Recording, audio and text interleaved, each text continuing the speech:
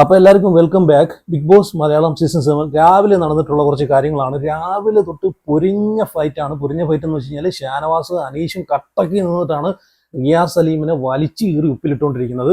സത്യം പറഞ്ഞാൽ രാവിലത്തെ ഫൈറ്റിനകത്ത് മൊത്തം റിയാസിന് എതിരെ നിന്ന് ഫൈറ്റ് ചെയ്യുന്നത് ജിഷൻ ഉണ്ട് എന്ന് വെച്ച് കഴിഞ്ഞാൽ ജിഷൻ ഈ ഷാനവാസിനെയും അനീഷിനെയും സപ്പോർട്ട് ചെയ്തിട്ടാണ് നിൽക്കുന്നത്. ജിഷനും അനുമോളും അതുപോലെ അനീഷും ഇവർ മൂന്നുപേരും ഷാനവാസിനെ സപ്പോർട്ട് ചെയ്ത് കട്ടയ്ക്ക് കൂടെ തന്നെ ഉണ്ട്.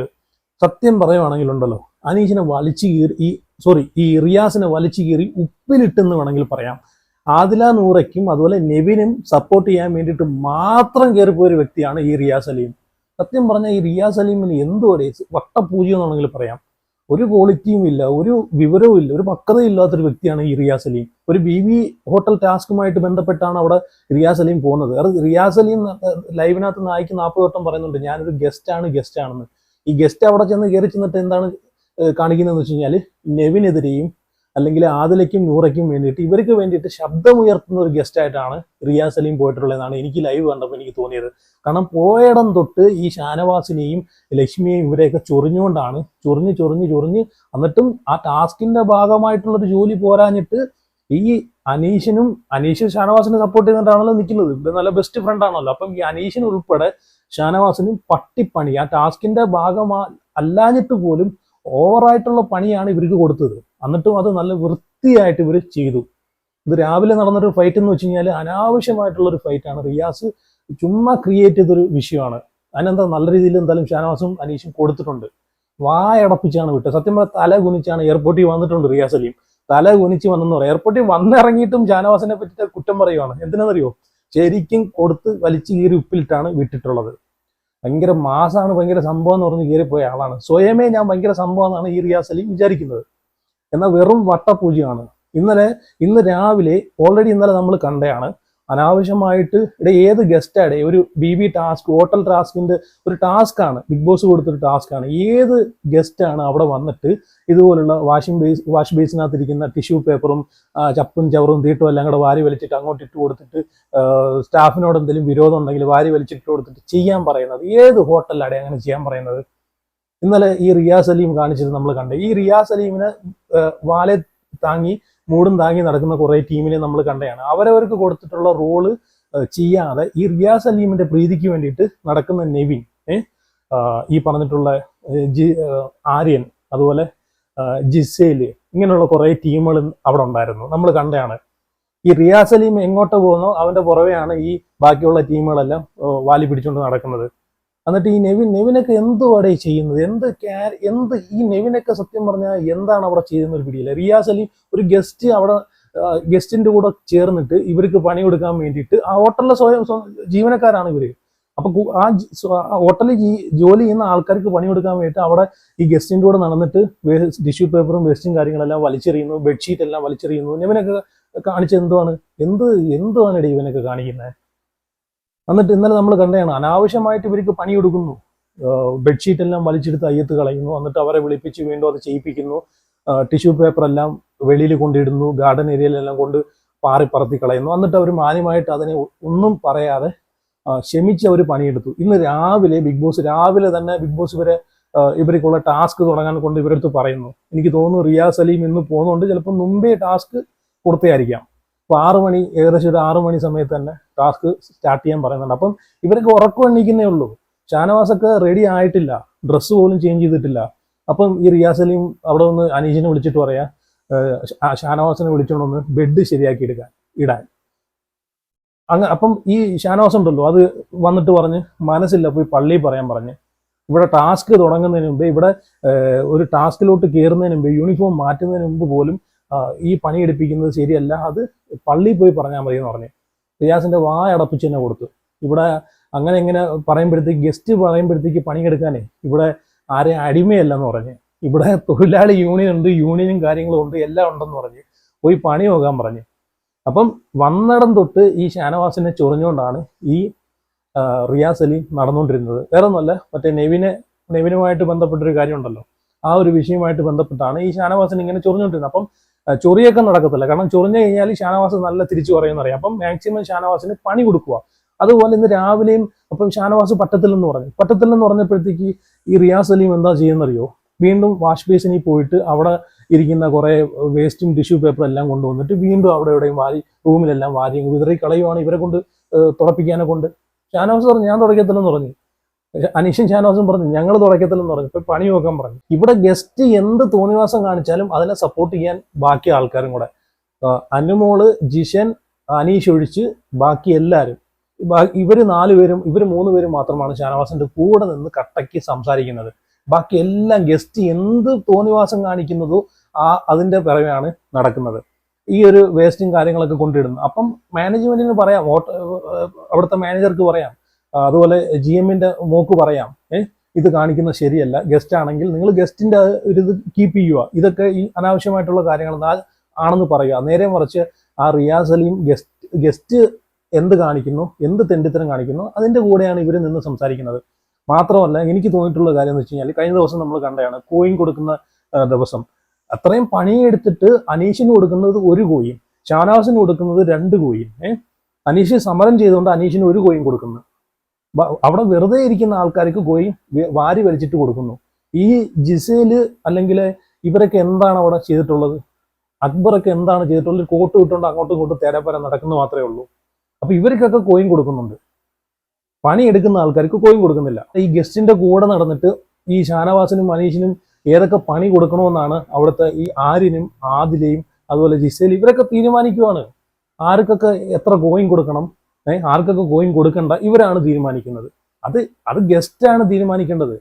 ഗസ്റ്റിന് തോന്നുന്നതാണ് ഗസ്റ്റ് ചെയ്യേണ്ടത്. അല്ലാതെ അവിടെ ഇവര് അവിടെ നിന്നിട്ട് ഗ്രൂപ്പായിട്ട് കളിച്ചിട്ട് ഗസ്റ്റ് ഉൾപ്പെടെ, ഗസ്റ്റായിട്ട് വന്ന ഈ റിയാസ് സലീം ഉൾപ്പെടെ ഗ്രൂപ്പായിട്ട് നിന്നിട്ട് ആർക്കൊക്കെ കോയിൻ കൊടുക്കണം, ആർക്കൊക്കെ കോയിൻ കൊടുക്കണ്ട, ആർക്കൊക്കെ കോയിൻ കൊടുത്തത് തിരിച്ചു മേടിക്കണം എന്നൊരു പ്ലാനിങ് ആണ് ഇവർ ചെയ്യുന്നത്. എന്തോന്നാടേ സത്യം പറഞ്ഞാൽ പൊളിഞ്ഞ്, ഹോട്ടൽ ടാസ്ക് പൊളിഞ്ഞെന്ന് വേണമെങ്കിൽ പറയാം. ഈ റിയാസ് സലീം കാരണം പൊളിഞ്ഞെന്ന് വേണമെങ്കിൽ പറയാം. ഈ ഷോഫയും ഈ ഷിയാസും വന്ന ആ ഒരു ഗസ്റ്റായിട്ട് വന്ന അത് നമ്മൾ കണ്ടതാണ്.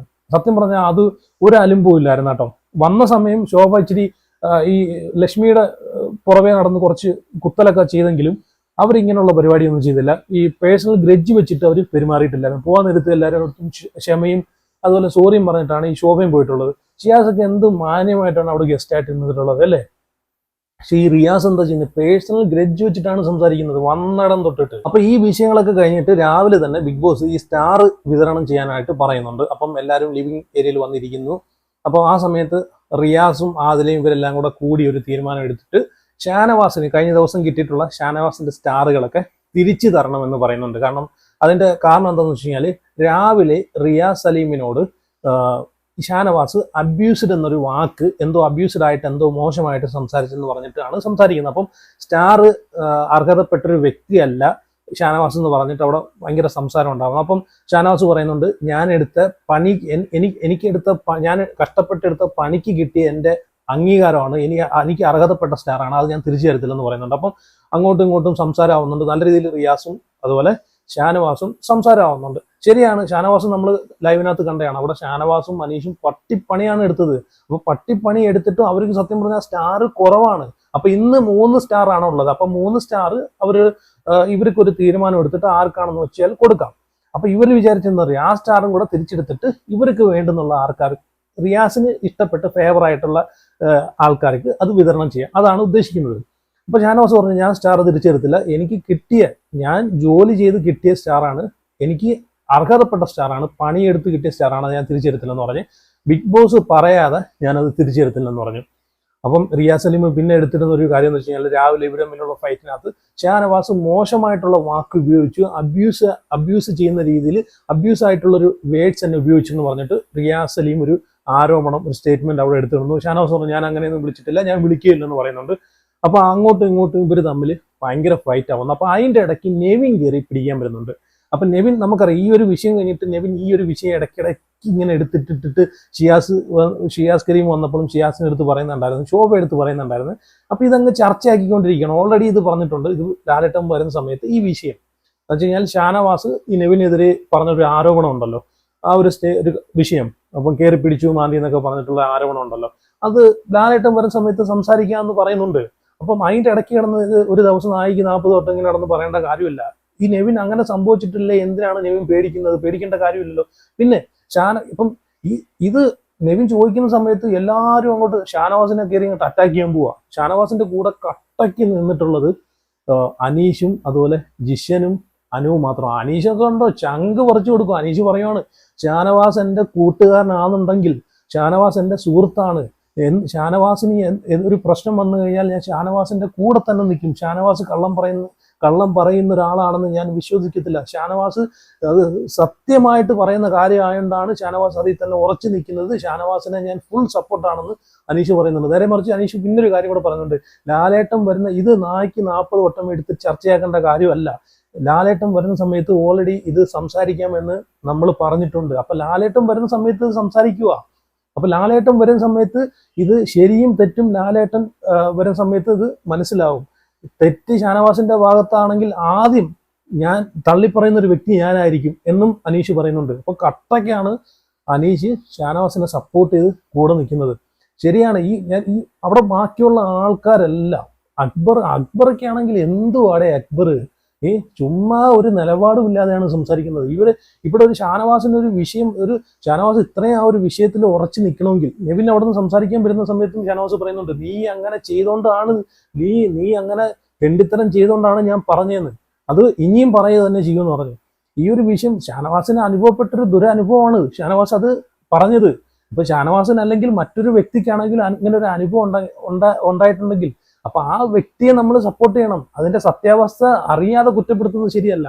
ഇവിടെ നിവിൻ അങ്ങനെ ചെയ്തിട്ടുണ്ടെന്ന് ഉറപ്പ് പറയുന്നത് മാത്രമല്ല, ജനങ്ങളെല്ലാം കണ്ടയാണ്. ജനങ്ങൾ ഇത് അവിടെ ബിഗ് ബോസിനകത്ത് ആ വീട്ടിനകത്ത് ഈ നിവിന്റെ ഭാഗത്ത് നിങ്ങളുടെ പ്രശ്നം പല ആൾക്കാർക്കും ഉണ്ടതായിട്ടും നമ്മൾ ലൈവിനകത്ത് കണ്ടിട്ടുണ്ട്. അവർ സംസാരിക്കുന്നത് ജിസേലിന് ഉൾപ്പെടെ ഇങ്ങനെ ഒരു വിഷയം നമ്മൾ ഉണ്ടായിട്ടുള്ളത് നമ്മൾ ലൈവിനകത്ത് കണ്ടതാണ്. ഷാനവാസ് ഇത് പലവട്ടം പറഞ്ഞിട്ടുണ്ട്, പലവട്ടം നെവിന്റെ അടുത്തും പറഞ്ഞിട്ടുണ്ട്, അതുപോലെ ബിഗ് ബോസിന്റെ അടുത്തും പറഞ്ഞിട്ടുണ്ട് ഇങ്ങനെ ഒരു വിഷയമുണ്ട്. ബെഡ് മാറി കിടക്കുന്ന റീസൺ തന്നെ അതുകൊണ്ടാണ്.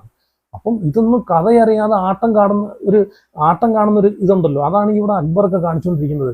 ഇവിടെ ഷാനവാസിനോട് ഉണ്ടായിട്ടുള്ള ഒരു അനുഭവം, ഷാനവാസ് എൻ്റെ ഒരു ഇത് വെച്ച് നോക്കിയിട്ട് പുള്ളി കള്ളത്തരം പറയത്തില്ല. അതുപോലെ ഇങ്ങനത്തെ എന്തായാലും ഈ പരിപാടി പുള്ളി കള്ളം പറഞ്ഞ് ഒരാളെ ഇത് ചെയ്യുന്ന ഒരു പരിപാടി എന്തായാലും പുള്ളി ചെയ്യത്തില്ല. പുള്ളിക്ക് അത്രയും അതൊരു ഇതായോണ്ട് വിഷമം ഉണ്ടാക്കിയോണ്ട് മാത്രമാണ് പുള്ളി അത് തുറന്നു പറഞ്ഞത്. മാത്രമല്ല ഈ നെവിൻ എന്ന് പറഞ്ഞ ഒരാള് സെക്ഷുവാലിറ്റി വെളിപ്പെടുത്തിയിട്ടുമില്ല. അപ്പൊ എന്തായാലും കട്ടയ്ക്ക് അനീഷ് ഷാനവാസിന്റെ കൂടെ തന്നെ നിൽക്കുന്നുണ്ട് കേട്ടോ. അപ്പം അതിനെ പറ്റിയിട്ടൊക്കെ എന്തായാലും ലൈവിനകത്ത് ഭയങ്കര ഫൈറ്റ് ഇതുവരെ കഴിഞ്ഞിട്ടില്ല. വീണ്ടും ഇങ്ങനെ ഓരോ സംസാരങ്ങൾ ഇങ്ങനെ നടന്നുകൊണ്ടേ ഇരിക്കുകയാണ്. റിയാസ് അലിയും ഷാനവാസിനെ കൊണ്ട് സോറി പറയിപ്പിച്ചേ അടങ്ങുമെന്ന് പറഞ്ഞ് നിൽക്കുവാണ്. ഇത്രയുള്ള കാര്യങ്ങളൊക്കെയാണ് ലൈവിൽ നടന്നിട്ടുള്ളത്. അപ്പം നിങ്ങളുടെ അഭിപ്രായങ്ങളൊക്കെ ഉറപ്പായിട്ട് കമന്റ് ചെയ്യുക ഇതിനെ പറ്റിയിട്ടൊക്കെ. അപ്പം see you.